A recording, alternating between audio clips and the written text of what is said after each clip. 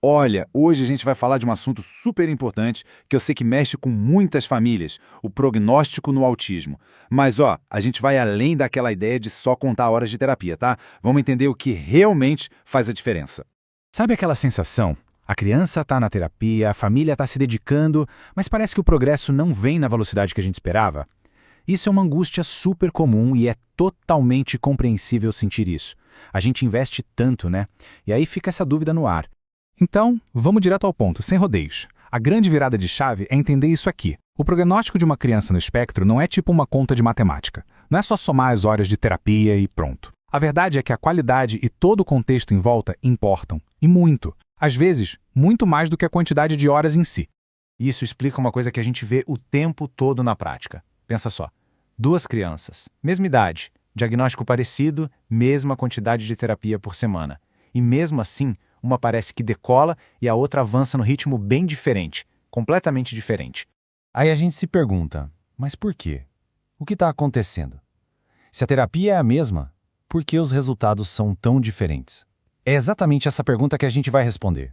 A gente precisa olhar para um quadro maior. E a resposta é: bem, é simples de falar, mas complexa de entender na prática, porque o prognóstico é multifatorial. Não tem uma bala de prata, sabe? Não é uma única coisinha que vai definir tudo. Pensa como se fosse uma receita de bolo, onde vários ingredientes precisam estar na medida certa e trabalhar juntos. Então, tá, se é multifatorial, que fatores são esses? Vamos abrir essa caixa e ver o que realmente pesa na balança do desenvolvimento da criança. Olha só, a gente está falando de alguns pontos que são cruciais. Primeiro, a linguagem funcional. Depois, a capacidade de aprendizagem da própria criança. Outro ponto importantíssimo, a generalização. E também o tratamento de comorbidades e, claro, um ambiente adaptado. Calma, a gente vai passar por cada um deles para ficar bem claro.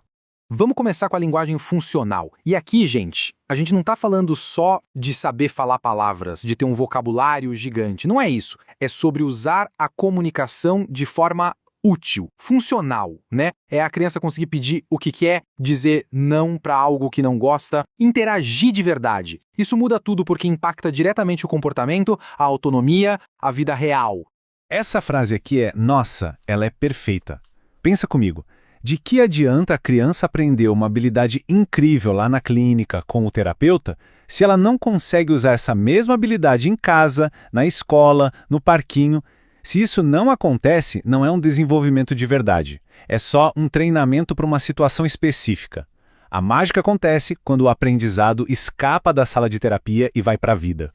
Agora, um outro ponto super importante. Comorbidades. Coisas como TDAH, ansiedade, distúrbios do sono, tudo isso pode funcionar como um freio de mão puxado no desenvolvimento da criança. Imagina tentar dirigir um carro assim? Não vai, né? Se essas condições não forem olhadas, tratadas, é como se a criança não tivesse a base pronta para poder aprender e evoluir na terapia. Ok, a gente viu vários fatores, né? Parece muita coisa. Mas, para simplificar, a gente pode organizar tudo isso num modelo, como se fosse uma estrutura, sabe? Um banquinho de 3 pernas. São 3 pilares que sustentam todo o progresso. O primeiro pilar, claro, é a intervenção técnica, a terapia em si, a qualidade dela. O segundo é o ambiente adaptado, ou seja, a casa, a escola, todos os lugares que a criança frequenta precisam estar preparados para ela. E o terceiro pilar, que muitas vezes a gente esquece, é a saúde mental da família. Isso mesmo, o bem-estar de quem cuida é fundamental. E mais importante é entender que esses 3 pilares, eles dependem um do outro. Pensa de novo no banquinho de 3 pernas. Se uma perna quebra, o que acontece? O banquinho todo cai. Não adianta ter a melhor terapia do mundo se o ambiente em casa é um caos ou se a família está no limite do esgotamento. Se um pilar falha, a estrutura toda balança. Então a reflexão final é essa.